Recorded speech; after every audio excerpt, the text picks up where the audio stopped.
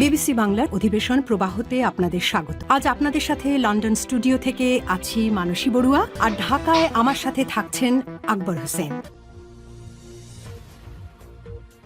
বাংলাদেশের সর্বশেষ গুরুত্বপূর্ণ আপডেট সংবাদে আপনাকে স্বাগত। শুরুতেই সংবাদ শিরোনাম, পরে বিস্তারিত। প্রথমেই জানাবো আমাদের হাতে থাকা সর্বশেষ গুরুত্বপূর্ণ সবথেকে তাজা আপডেট সংবাদ। মধ্যরাতে বংশালে বিএনপির পার্টি অফিসের পাশে ভয়াবহ আগুন। রাজধানীর পুরান ঢাকার বংশাল এলাকায় মধ্যরাতে একটি ভবনে অগ্নিকাণ্ডের ঘটনা ঘটেছে। আগুন নিয়ন্ত্রণে কাজ করছে ফায়ার সার্ভিসের 2টি ইউনিট। আগুন লাগার সংবাদ পায় ফায়ার সার্ভিস। পরে 5 মিনিটের মধ্যেই ঘটনাস্থলে পৌঁছে আগুন নিয়ন্ত্রণে তারা কাজ করতে শুরু করে। এরপর জানাবো হামলার প্রতিবাদে গভীর রাতে শহীদ মিনারে শিক্ষকদের মোমবাতি প্রজ্বলন। শিক্ষকদের উপর পুলিশের লাঠিচার্জ ও টিয়ারশেল, সাউন্ড গ্রেনেড নিক্ষেপের প্রতিবাদ জানিয়ে কেন্দ্রীয় শহীদ মিনারে মোমবাতি প্রজ্বলন কর্মসূচি পালন করেছেন আন্দোলনরত সরকারি প্রাথমিক বিদ্যালয় সহকারী শিক্ষকরা। আজ রাত 12টার দিকে কেন্দ্রীয় শহীদ মিনারে এই কর্মসূচি পালন করেন তারা। জানাবো বছরের শুরুতে বই পাওয়া নিয়ে সংখ্যা। মাধ্যমিকের বই ছাপার কাজ শুরু হয়নি এখনো। বছরে 10 মাসের বেশি সময় পার হলেও মাধ্যমিক স্তরের 3 শ্রেণীর প্রায় 12.5 কোটি পাঠ্য বই ছাপার কাজ এখনো শুরুই হয়নি। এতে নতুন বছরের শুরুতে অর্থাৎ আগামী 1 জানুয়ারি মাধ্যমিক শিক্ষার্থীদের পাঠ্য বই পাওয়া নিয়ে শঙ্কা তৈরি হয়েছে। গত বছরের মতো এবারও শিক্ষার্থীদের হাতে সব বই তুলে দিতে 2-3 মাস সময় লেগে যেতে পারে বলে জানিয়েছে সংশ্লিষ্টরা। এনসিটিভির তথ্য অনুযায়ী 2026 সালে নতুন শিক্ষাবর্ষের বিনামূল্যে বিতরণের জন্য যে বই দেওয়া কথা ছিল সেগুলো যথাসময়ে দিতে পারবে না।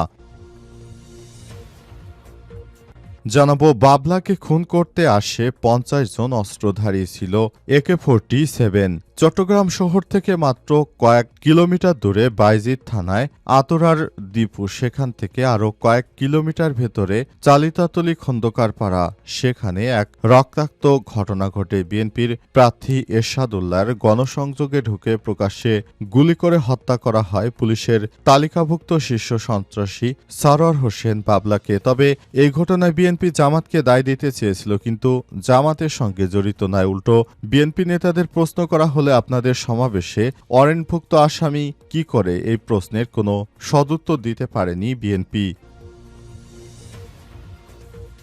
এবং সর্বশেষ জানাবো গণভোট সহ 5 দফা দাবি না মানলে 11 তারিখ জনসভা থেকে কঠোর কর্মসূচি জামাত সহ 8 দলের লিয়াজো কমিটির।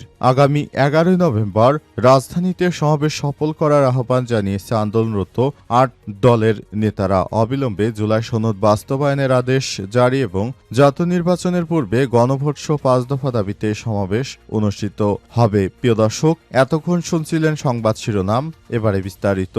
তবে তার আগে বন্ধুরা অনুরোধ থাকবে এই সংবাদটিতে একটি লাইক দিন।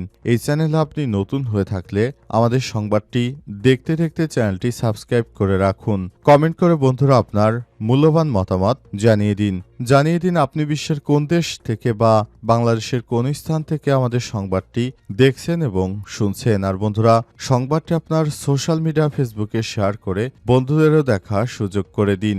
এবারে বিস্তারিত।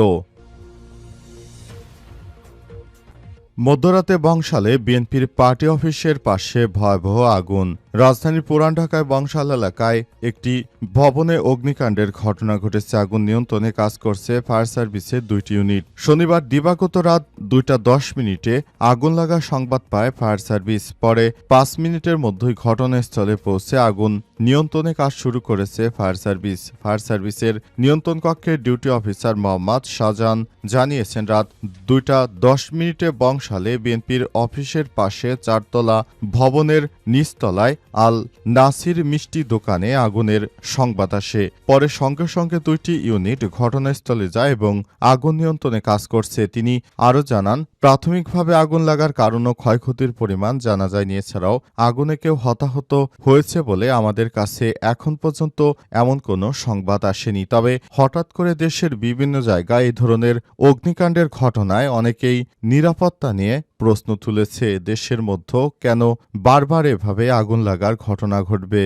এটি হয়তো পরিকল্পিত কোনো আগুনও হতে পারে, কারণ দেশের মধ্যে কয়েকদিন পরই আগুন লাগার সংবাদ আসলে সবাইকে হতাশার মধ্যে রেখেছে।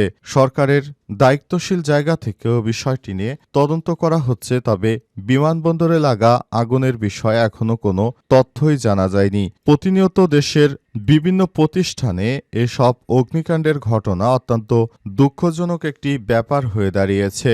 এই ধরনের অগ্নিকাণ্ড থেকে সবাইকে বাঁচার জন্য আরও সতর্ক অবস্থানে থাকতে হবে, যাতে করে দেশের মধ্যে এই ধরনের কোনো আগুনের ঘটনাই না ঘটে। হামলার প্রতিবাদে গভীর রাতে শহীদ মিনারে শিক্ষকদের মোমবাতি প্রজ্বলন।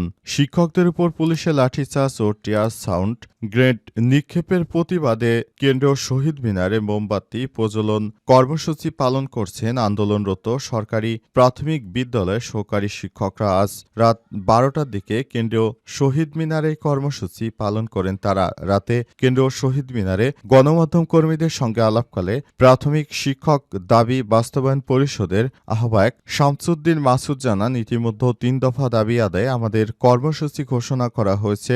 দাবি আদায়ে রোববার কেন্দ্রীয় শহীদ মিনারে শিক্ষকরা অবস্থান কর্মসূচি পালন করবেন। পাশাপাশি সারা দেশে সব প্রাথমিক বিদ্যালয়ে একযোগে অনির্দিষ্টকালের জন্য পূর্ণদিবস কর্মবিরতি পালন করা হবে। এছাড়াও রোববার শিক্ষকদের সঙ্গে আলোচনা করে পরবর্তী কর্মসূচি ঘোষণা করা হবে।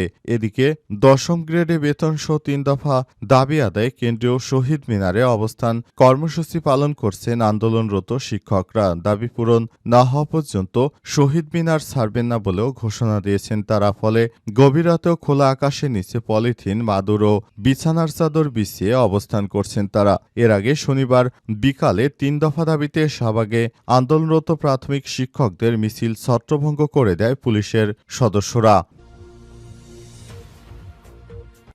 বছরের শুরুতেই বই পাওয়া নিয়ে শঙ্কা, মাধ্যমিকের বই ছাপানোর কাজই শুরু হয়নি এখনো।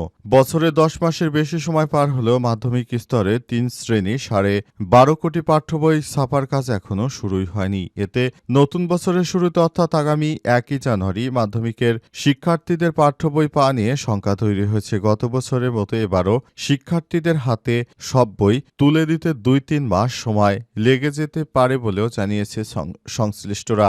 এনসিটিভি তথ্য অনুযায়ী 2026 সালের শিক্ষাবর্ষে বিনামূল্যে বিতরণের জন্য প্রাথমিক স্তরে প্রায় 8,49,25,000 এবং মাধ্যমিক স্তরে প্রায় 21,40,00,000 বইয়ের চাহিদা রয়েছে। আগের বছরের তুলনায় এবার মোট বইয়ের সংখ্যা কিছুটা কম। প্রাথমিক এবং ইবতেদায়ী 5ম শ্রেণীর বই ছাপানোর কাজ শেষ পর্যায়ে। ইতিমধ্যেই 62% উপজেলা পর্যায়ে পৌঁছে গেছে বই। ফলে প্রাথমিকের বই যথাসময়ে শিক্ষার্থীদের হাতে পৌঁছাতে পারবে সংস্থাটি। তবে বছরের শুরুতে মাধ্যমিকের পুরো বই প্রাপ্তি নিয়ে অনিশ্চয়তার সৃষ্টি হয়েছে। নতুন করে দেখা দিয়েছে অনিশ্চয়তা। এই ধরনের অনিশ্চয়তা কাটানোর জন্য সরকারের পক্ষ থেকে যে কোনো ধরনের ব্যবস্থা গ্রহণ করা উচিত। তা না হলে আবার সঠিক সময় শিক্ষার্থীরা বই না পেলে তারা পড়াশোনায় অনেক পিছিয়ে পড়তে পারে। তাই সরকারকে এ ব্যাপারে আরও দায়িত্বশীল ভূমিকা পালন করা উচিত। তা না হলে দেশের মধ্যে আবারও বিশৃঙ্খল পরিস্থিতি তৈরি হতে পারে, যেটা দেশের সবার জন্য অত্যন্ত দুঃখজনক একটি ব্যাপার হয়ে দাঁড়াবে। বাবলাকে খুন করতে আসে 50 জন অস্ত্রধারী ছিল AK-47। চট্টগ্রাম শহর থেকে মাত্র 10 কিলোমিটার দূরে বায়জিদ থানার আতরার দীপু, সেখান থেকে আরও কয়েক কিলোমিটার ভেতরে চালিতাতলির খন্দকার পাড়ায় বুধবার সন্ধ্যায় এই শান্তগ্রামে ঘটে যায় রক্তাক্ত হত্যাকাণ্ড। বিএনপির প্রার্থী এরশাদুল্লাহর গণসংযোগে ঢুকে প্রকাশ্যে গুলি করে হত্যা করা হয় পুলিশের তালিকাভুক্ত শীর্ষ সন্ত্রাসী সারোয়ার হোসেন ওরফে বাবলা।